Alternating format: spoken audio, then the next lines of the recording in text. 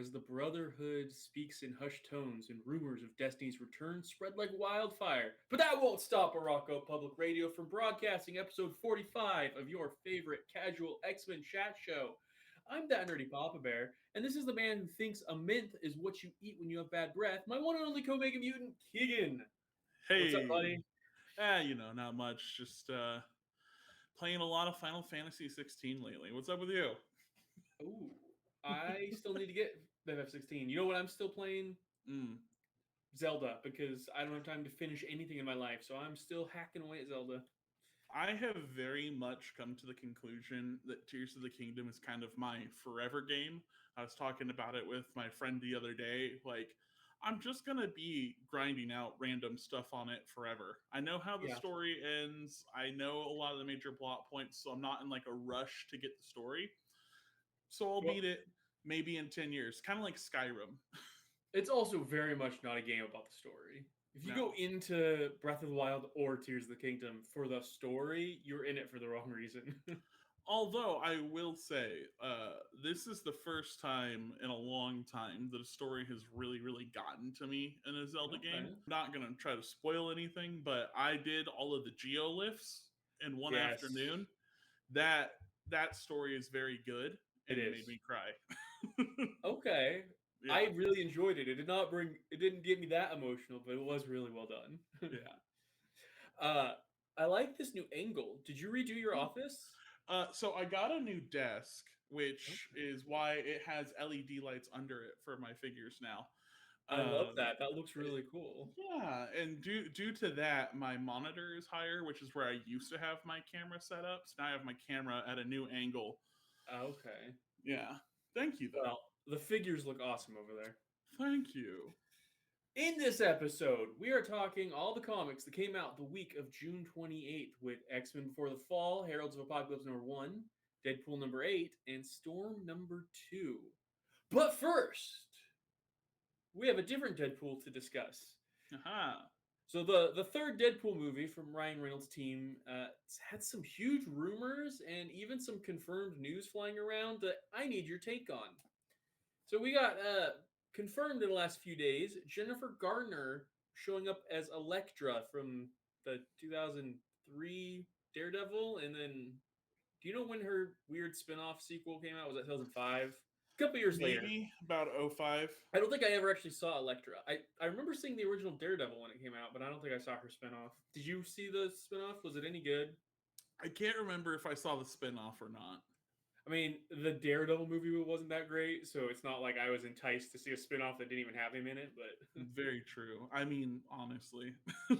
it introduced us all to Evanescence, though, so depending on your musical taste, either a big plus or an even bigger negative.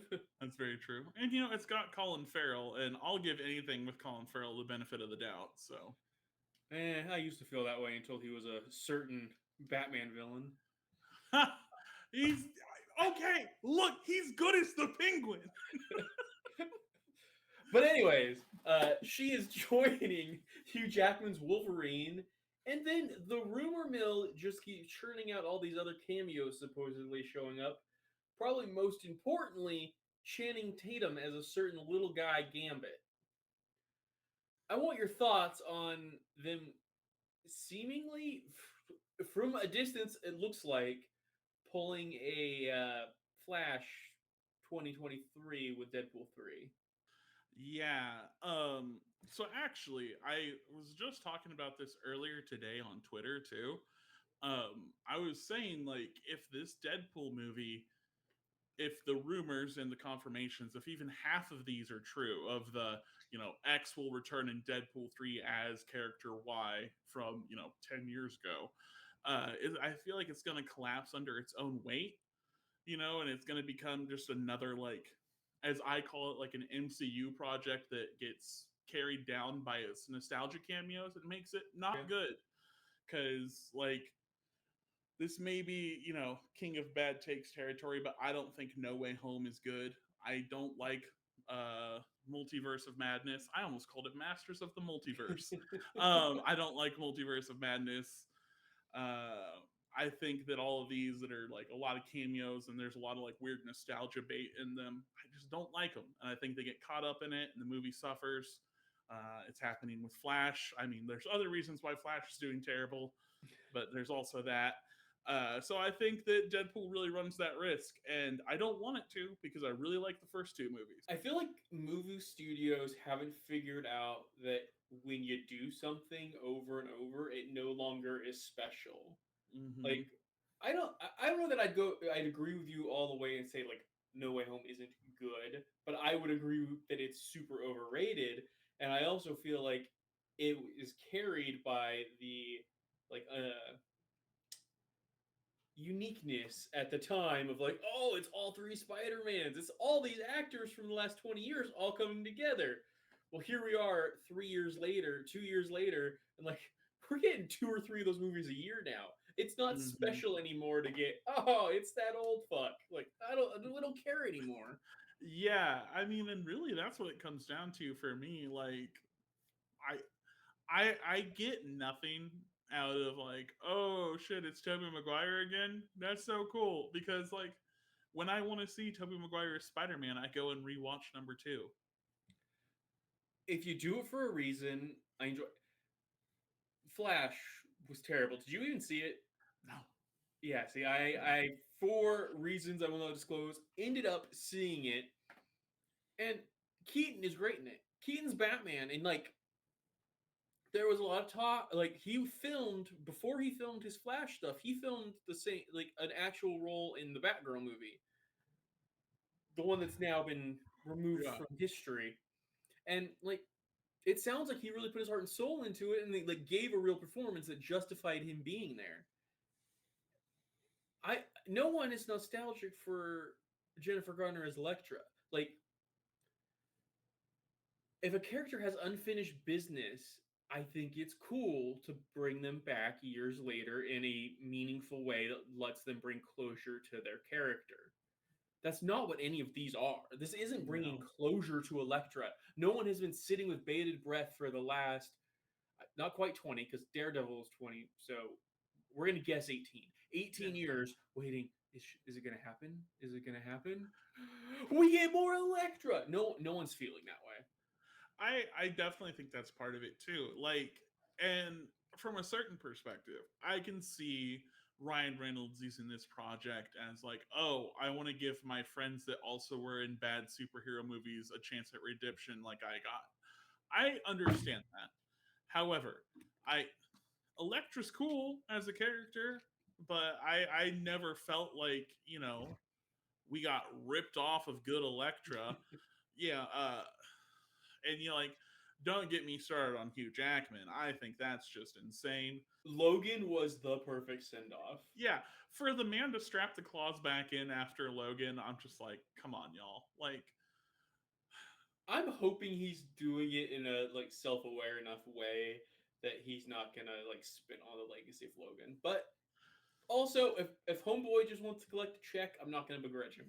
that's also true. Honestly, the one I'm most excited for is Gambit, not only because little guy supremacy, but because like Channing that was robbed. He was robbed of he the was role. robbed. That was a movie that we did not get because of how bad Wolverine Origins was.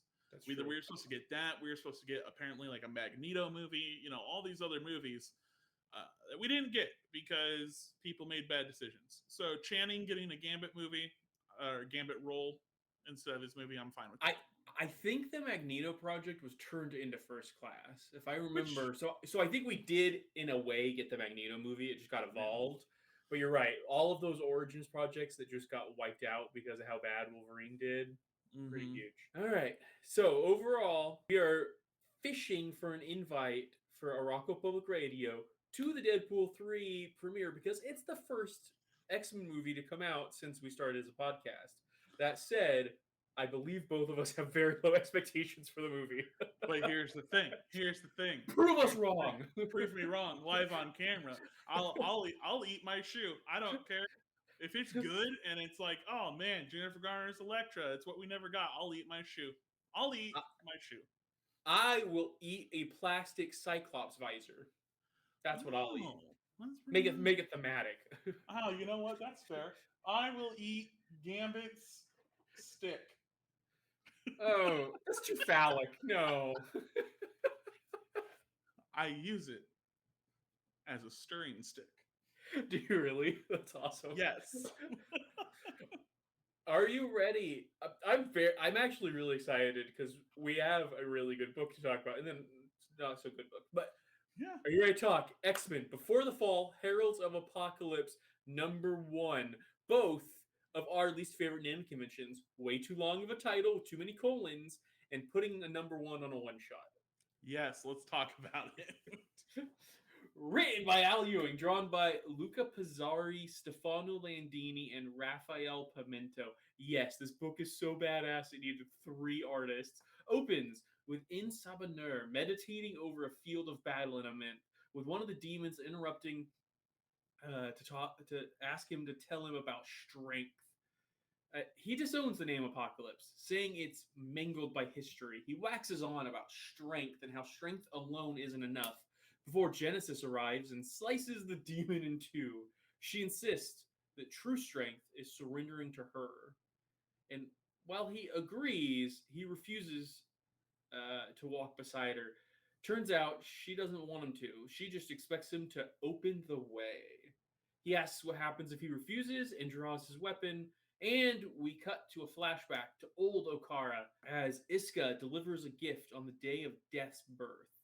Later, A and Genesis walk with their kids, and she questions if he likes their names. You know, death, pestilence, war, famine. Yeah. He explains he does because, they're monuments to awful concepts from his past that mutants will no longer have to deal with. But Genesis insists death is waiting where it always is, in the future. She chose the names because annihilation is coming, and she saw them as defiant, something to overcome and then become. In the present, they duel, and A asks if she remembers how the war ended. She says, of course, in victory. And the flashback reveals that Annihilation never corrupted Genesis as it's always been represented to us. When she defeated him, the Dark God of Amenth offered her a deal to continue waging war, and she took it, recontextualizing X of Swords and pretty much all of the mythology leading up to it in a pretty massive way. In the present, A blames her for throwing away peace when they had it in their hands, and as he goes to strike her down in their duel, she stabs him. She tells him he should have fought, and he insists he would have fought for everything she voluntarily gave away. Because of her, Krakoa and Arakko could never truly be reunited. We then see another flashback not quite as long ago. It's the moment that Genesis and the Four Horsemen learn of Planet Arakko and the perceived weakness of the Great Ring that they gave up being on Earth. And then Mariana Stern shows up from Kavanakaba and tells them all about Uranos' assault, which set Genesis on her mission, which we saw like a follow-up conversation in X-Men Red. And she sets off on this mission. Apocalypse agrees to open one of the Okara gates for her to return. He's got 3 seeds that he's saved that can basically open gates to to Krakoa from anywhere. She asks him to come with, and he tells her she walks alone. Staring at the Annihilation staff, no, she doesn't. The demon from the beginning is revealed to have survived his head getting sliced in half, and he decides to travel with Apocalypse, who now calls himself Revelation. Okay, this to me was one of the most mind-blowing things that we've read since we became the podcast. I don't know about best, but this was so quick with like the retcons and like reconciliation of ideas. Mm-hmm. So Apocalypse in the 90s was just evil Egyptian dude who's always just been pure evil, right? And then Hickman gave us this retcon version that was much more nuanced. And they never really meshed until like a 1-page thing where Ewing just perfectly weaves that he was that guy, and his experiences of meeting Genesis softened him, changed. Like it's so perfect. I love it, Keegan. I love what Al Ewing can write in so few words. Absolutely. I was so taken by this issue. I loved it so much because like you said, it's the recontextualization of Apocalypse or A or Revelation. Revelation, whatever we're supposed to call him now. I think he's probably still going to go by A, but if they really are changing his name to Revelation, I'll go with it. I love it. Yeah. The recontextualization of him, I think, does a lot of good work to, yes, as you said, clean up like what Hickman was doing, give us a more consistent characterization moving forward, and all of that. But also, just like, it was such a cold line. I loved it so much when he's like, yeah, our children are named after concepts that, no longer exist to mutants. Like that. Oh, yeah. That was cool. I love that so much. And their relationship is just so perfect. I can't get over how well they have the same philosophy in a way and the exact opposite like execution of that same philosophy, because they both kind of represent this core belief in like only the fittest will survive. Apocalypse, it's a means to an end. He just wants to find the way to give mutants the ability to live in peace, and if that means him being the strongest, he will do it. Yeah. And for Genesis, like, no, that is the ends. Like, she wants to continually prove that they are the fittest. She doesn't want a world where she doesn't have to prove it anymore. She wants to continue rampaging, essentially. But I see that almost degrades what she's doing to call it a rampage. True. I think it was really well done. And like you said, it's like they have that similar goal. They both believe in that same concept, but the way they're going about it is so different. Especially with that idea. I feel like Apocalypse especially has that concept of just like, I'm doing this for all of us because no one else is up to the task. So even though I don't want to be up to the task, I'll do what I have to do. Absolutely. He's seconds away from saying, acknowledge me, like. I'm so curious if they really are gonna like basically rerun X of Swords and like the final fight's gonna be a duel between them again, or is this leading to Apocalypse re-heel turning? Like, are we getting this glimpse of how pure his intentions are in their own way, just to pull the rug out from under us and have him go back to being the thing that'll be X-Men 97 synergy? Like if they are eventually moving towards a status quo, like Big Bad Apocalypse is one of the core villains of that cartoon. Yeah. I really hope it's not a rug pull. Like, I feel like the depth they've added to that character, it would be so boring to go back to something overly simplified. And I think also at the end of the day, X-Men 97 provides a pretty unique opportunity because it's going to have a pretty built-in fan base with the old school fans who haven't kept up with the comics, and it can be a chance to recontextualize all of the characters to where they are now. Yeah. Let people realize that Magneto is a hero and that kind of stuff. I would love it if they went that route. Instead of bringing the comics back to the cartoon, use the cartoon to bridge to where the comics are now. Mm-hmm. Do I have faith they'll do it? I don't know, but I hope. I hope. All right. What would you place the odds at that the Genesis War is where we see the Uranos card played? I mean, because they've got that in their pocket right now. The call on us when you need us. We'll give you 1 hour of Uranos. I could see that for sure. I think that's the best bet as of right now. I think so too. I put it at least like 80% chance, if not higher. For being on the cover and for kind of being the name of the issue, we didn't get a lot of the Horsemen. Very true. But I do feel like, I feel like the recontextualization of their names is probably the most impactful moment. Like, as a whole, like what it actually means to the mythos.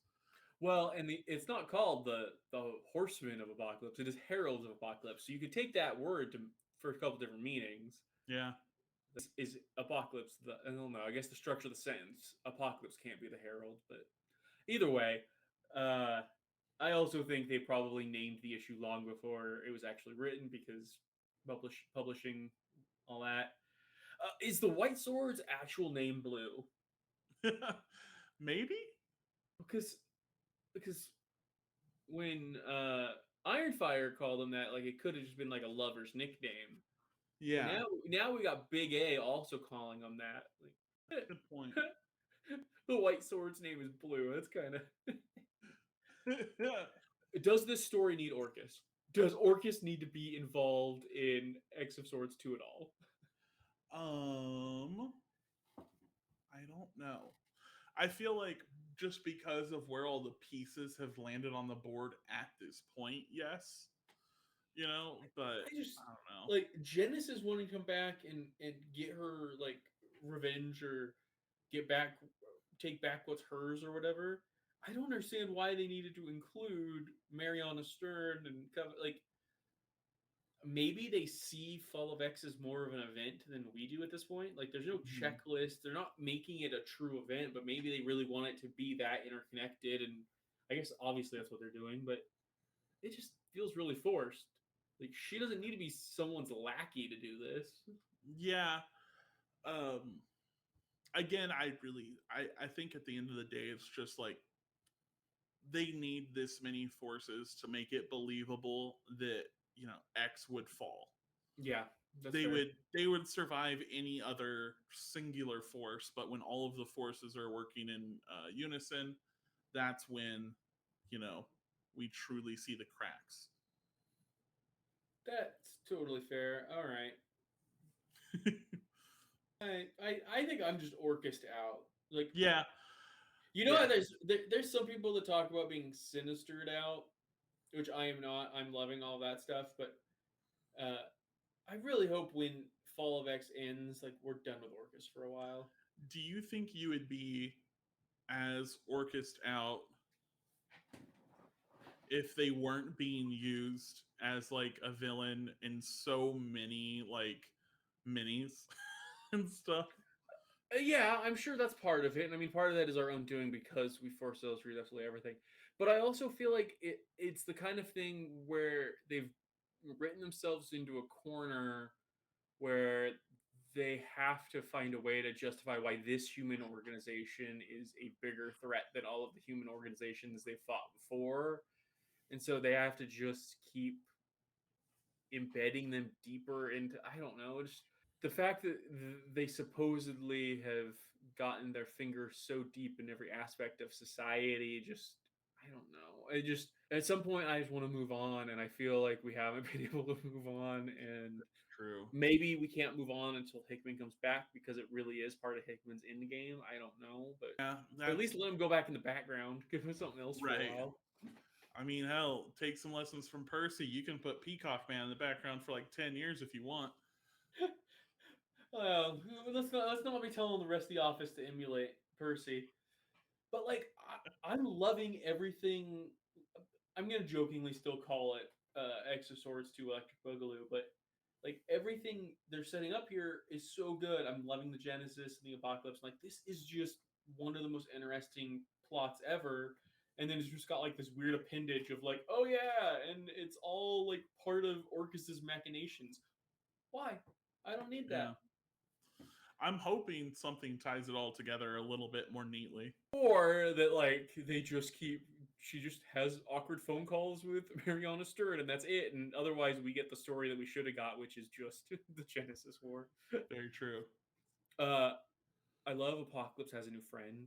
I think that's pretty adorable. Yeah. And he's like riding him like a parrot in the end, and it's just great stuff. I like the immense demon that switches sides essentially. I love it. Anything else? I think that's it for me. Deadpool number 8, written by Alyssa Wong, drawn by Luigi Zagari, opens with Deadpool's daughter Ellie waking him up, reminding him they're supposed to go to the aquarium today.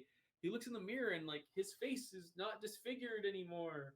She drags him out to the kitchen where Cable is making pancakes and Spider-Man, Domino, and Wolverine are getting ready for breakfast. Cable calls Ellie Princess, which kind of awkwardly reminds Wade about his dog Princess, and he realizes something's up. He asks where Valentine is, and they all turn on him asking, right, where is Valentine? Where are they? Where's Valentine?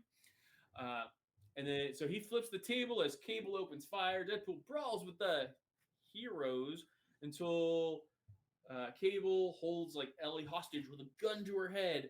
Valentine shows up to save the day, stabbing Cable through the chest. They reunite, and Wade promises to keep Ellie safe before asking, how's your mom? How's Carmelita?" And when Ellie says she's fine, he pours salt on her, which kills the fake Ellie. It's revealed that she's actually Aster, which is like the Atalier's Fae villain. Uh, and yay, we beat another Atelier. But then Alquadon shows up and just wrecks house by like psychically flinging all these knives into all of them, including poor Princess, which gets like right in the chest. And then Wade pulls one out of his neck and is confused why he's not healing. And turns out the knife had a poison that turns off healing factors that was created by Valentine Wong. So along with Miss Oyanoko, who apparently uses like psychic flying powers while sleeping, she steals Princess and leaves Valentine and Deadpool for dead. Valentine crawls toward Wade, saying they can give him an antidote. This was a surprisingly emotional issue, actually. Yeah. Yeah, I thought it was like really, really well done. A very emotional. I have said this before, and I feel like this issue did it for me the most. But this is like the only time I've really, really loved Deadpool, and is by far the most I've loved Deadpool. This, like, Alyssa Wong has done the unthinkable and turned the broiest character in comics into a legit, interesting, well-rounded, still comedy, but an interesting character. I'm really enjoying this. Yeah, me too. Alyssa's killing it. I think they're so good at nailing the essence of Deadpool while, stripping it of, like you said, like that broy kind of misogynistic Redditor incel vibe. I don't know how else to explain it. What if Deadpool never had a Reddit account? Yeah, That's the what if here. Like, exactly. And they've done such a fantastic job because, like, it still feels 100% like all of the parts of Deadpool that I like. yeah, I love it. Which makes me really sad to ask if you noticed in this September's solicitations, there is no Deadpool 11. Yeah, I noticed that. Is it ending with issue 10? And without any fanfare? Like, it's been selling pretty well. It gets pretty high on the like sales chart every month. Yeah, I don't know. Hopefully it's just like there's a pause or something. Well, the Venom Annual is part of the Contest of Chaos, written by Alyssa Wong, and it's Venom versus Deadpool. I don't know why they didn't call it Deadpool Annual, but yeah, that might be it. I really don't know. Maybe it's because they're also writing with DC now. Maybe they have so many obligations that the schedule has to change. that could be. That could be. Because they're writing for Spirit World now. Which is so good. It's so good. Hey, everybody, real quick, read Spirit World. You know how DC, like, their main books are all doing that really shitty summer event that is awful, and I'm reading all of anyways because now it's my most watched Instagram reel.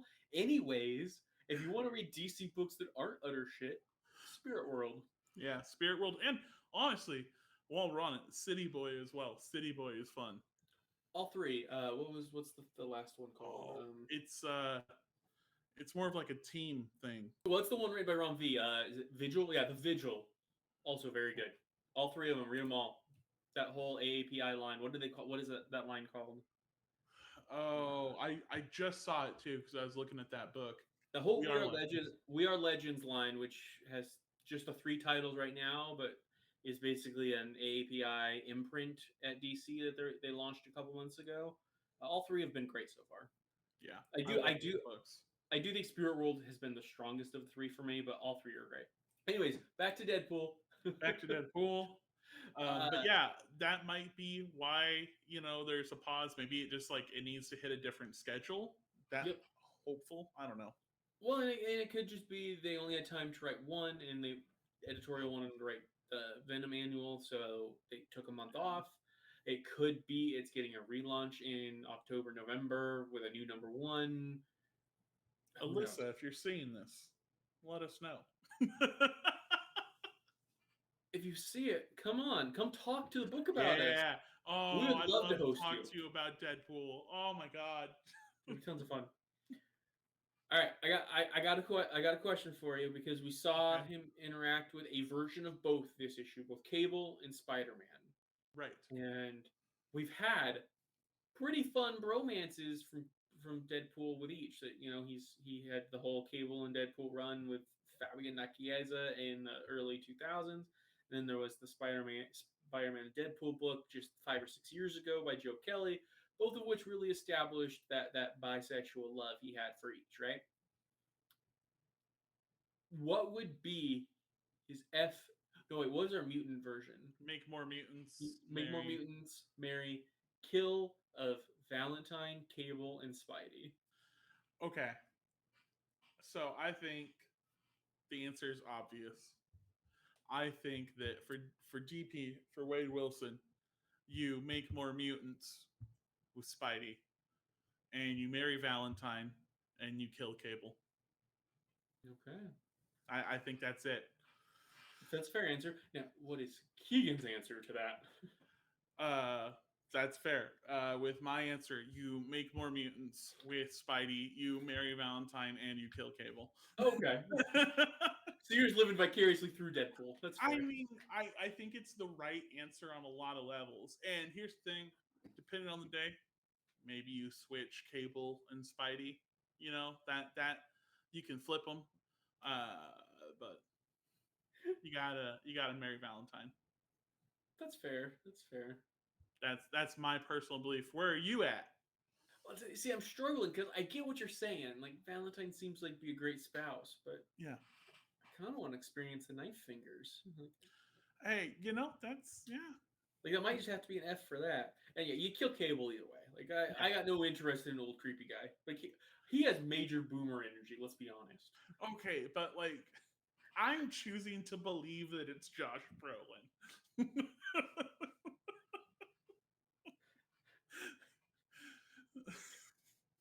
I hate to break it to you. I bet you Offset Josh Brolin has major boomer energy. Just the vibe. Just the vibe. That's fair. But look at right. him. As always, like this is a hard one to have a ton of plot conversation about. Yeah. But The it's Italian such a fun book. Yeah.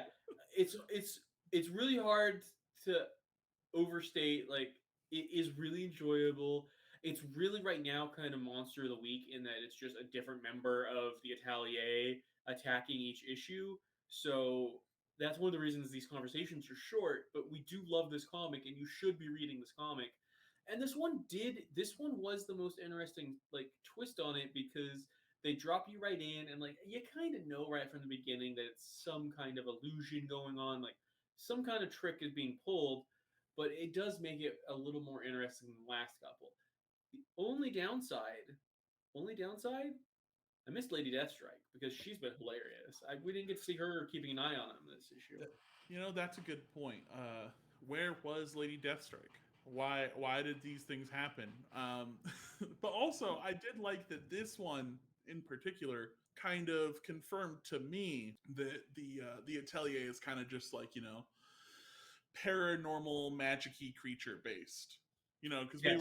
we were thinking like, is it more of a Universal Monsters thing? Is it just a Monsters thing? What is it supposed to be based off of? And it really does seem like paranormal stuff.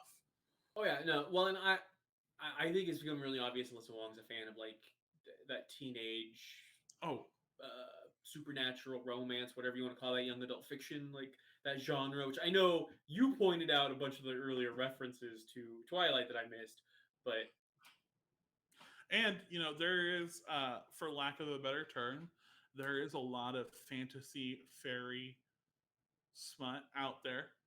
So you know, continuing with that trend as well. Alyssa Wong, I'm on to you. Alyssa Wong, if you want to come talk Marvel, if you want to come talk DC, if you want to come talk Fairy Smite, we will hang out and chat any of them with you. You It's could come true. on bag you could come on Bag of Picks and we'll name our each from each of those categories. Don't even tempt me. You ready to talk Storm number 2? As ready as you'll ever be. Yeah, as ready as I'll ever be. Written by Ann Nocenti, drawn by Sid Kotian. It opens right where last issue ended, with Storm drowning, being chased by like whatever weather vampire thing it is to the bottom of the sea. She manages to gather her powers enough to chase him off and whips him into a blizzard, which ends up like a tornado of flame. The X-Men work out in the danger room and gossip about her, with Rogue being way better than like the kind of meh catty whatever character she turns into once she starts dating that total loser piece of shit Gambit. Storm washes up on a beach right by Travis's boathouse. Lucky, so they get to make out some more, and then they agree to go to a science fair thing together. Kitty is Soup's mad she can't stalk him on AOL Instant Messenger, and Charles sort of, kind of respects Storm's privacy because after like 20 minutes of her trying to track down Storm's new like boyfriend guy, he finally's like, "Yo, you should let her like have some privacy." Once she fails, total Charles move right there. Uh, and then at the science fair, the X-Men are all rude to Travis, and then Kitty catches Mystique backstage, and then we see Logan confront Travis in the bathroom of all places because Logan be perverting. And when Storm catches him like being a dick, she quits the X-Men forever. All right. You can say it, Keegan. This sure was a comic book that happened. Look, this is still a tier above the other like throwbacks we read, but this was nowhere near as fun as the first issue for me. It's like a sub tier within the throwbacks that is like throwback but better than the rest of the garbage, and then But the still rest. garbage. Yeah, I even say I'd hesitate to call it garbage. I'd call it more of like recycling. Yeah. It's more useful. It makes you feel better, but at the end of the day, it is what it is. Here's the thing for me. This Yeah, felt like filler, and I don't know why a throwback needs filler. Like yeah. there was like 9 or 10 pages spent in the boathouse. Like we all get it. We're gonna find out that Travis is the vampire thing or some variation of that. Like we don't need to see them falling in love for that long. Yeah. Also, like, I don't know. I know that, like, we're having to operate as it is a throwback, but, like, the whole, like, oh, quit. Sure you do. Sure you quit. Of course you do. Oh, that's so cute. You think you quit. I've seen the future, but sure. Okay. Like, I think that's part of it is just, like, because of the nature of it being a throwback, it is very hard for the stakes to Absolutely. feel anything. And like I think that's just kind of an issue with, you know, prequels, throwbacks, whatever you want to call anything of that variety where you're telling a story from beforehand. A lot of the times it's harder to feel the stakes. Well, and we've talked about it. We're going to talk about it again next week when we talk X-23. It's really hard in a line like X-Men where we have so many books to justify a throwback at all. Yeah. Like these eras were fully explored at the time they came out, and like when it comes to this era, this early 80s that's being portrayed as more like early 90s because of the weird computer stuff, Mm-hmm. it, it's been explored retroactively multiple times as well. Like it's been so well tread that like you have to thread such a needle to be like, okay, this takes place after this story, but before this story, maybe like during this story. Like it's just so we don't need these fill-ins. We Not have all only, these great Krakoa books. yeah, and like here's the thing I'm gonna say. I think especially especially with Storm and with X-23, we currently have my favorite versions of these characters in the present tense. Oh, I know. Why I know would I want? you're loving X-23 and X-Force. I'm just saying, like, Laura is better now than she was as X-23 Deadly Regenesis. Absolutely. So why would I want to read more about a less good version of this character I love when I'm already feasting? I'm feasting with Storm. I'm feasting with X-23. We got good stuff. Yeah. Why are we I agree. reading these throwbacks where they don't have the characterization that I love right now? Well, in the first one, I thought with the first one, it was going to lead more into tying into what's going on Krakoa. Like that's what I want one of these throwbacks to really do. And maybe this Jean Grey one we're getting is going to finally do that. Like if you're going to do a throwback, it needs to tie into what's happening in the present day book somehow. I agree. Also, like I feel like I do have hope for the Jean Grey one, because if we're talking about like high stakes Essex people that you have to do right by, Yeah. Storm is up there, right? Obviously. And Storms is currently the best of the throwbacks. And I would dare to go out on a limb and say I feel like for the larger population, Jean Grey might rank above Storm as far as like people you have to do right by in a throwback. Maybe. Now I'm curious. I kind of want to poll which how do you do that? How do you poll the general population? But right. I would be curious. Storm versus Jean, who has more like pop culture clout? I'm not sure. I personally vote Storm, but that's also, I was a punk kid, so the mohawk, and all that.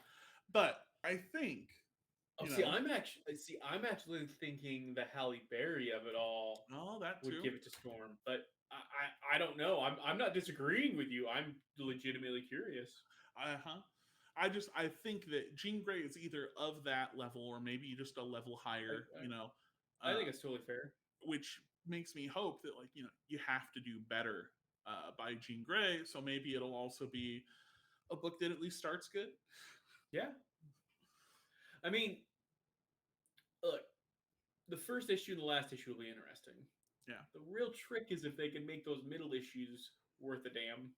Yeah. You know what we don't get to do today? What do we not get to do?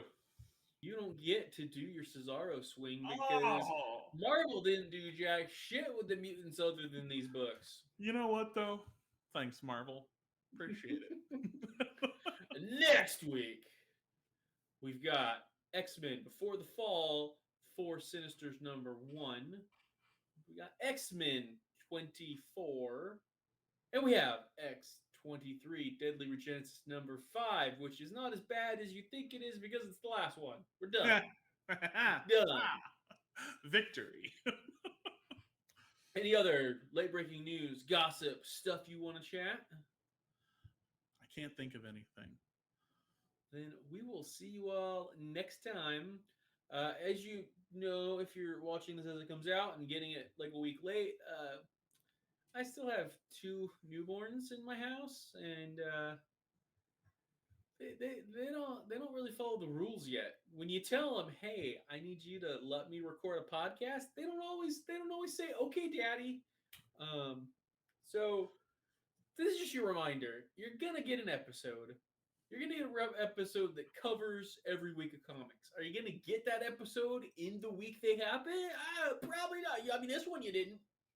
We'll find out. Maybe you will. Look, this won't. We're only human. We can only do so much. This won't last forever.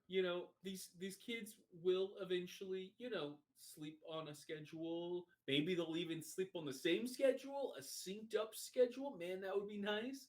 And at that point, we'll get back to giving these to you weekly. That is a guarantee. Someday, in the future of Arakko Public Radio, we will be more professional. But not today. If you don't already, follow us on the social media. I'm that Nerdy Papa Bear everywhere except for Twitter, where I'm just Nerdy Papa Bear. And I'm on that new Threads thing because that's where all the cool kids apparently are. I also have a Mastodon account. I'm that Nerdy Papa Bear on both of those. So wherever you get your dumb short thoughts, check us out. Keegan is Bulk Ranger everywhere. Yeah. Uh, it's no, Twitter, TikTok. I don't have anything else for Bulk Ranger yet. Although, if anyone wants to hook me up with one of them Blue Sky invites, I could be Bulk Ranger there. But other than that, I'm pretty sure that's gonna be like an open beta soon, right? Like we're gonna be able to actually join. I want hopefully, to check it out. It looks neat. It looks yeah. like the place to be. I'm avoiding threads for now. I'm sure I'll eventually cave, but Hey Marvel, I think the ball is in Blue Sky's. Like if Blue Sky can find a way to steal the hype from Threads now before Threads becomes such a behemoth that it's the thing, then I think it has a chance. If they wait too long, then Threads will have just grown to the point because it has all of CNN had an article up how did Threads completely change social media in the last 48 hours on the top of their like that was the main CNN article. Like that's how right. hard Threads is coming out of the gate. Which I don't know. I hate Elon Musk and I hate Mark Zuckerberg. So like if something with neither of their names attached could win this feud, that would be awesome. Absolutely. Anyways, until next time, if your partner wants to name your kids Famine and fucking Death, that's a goddamn red flag.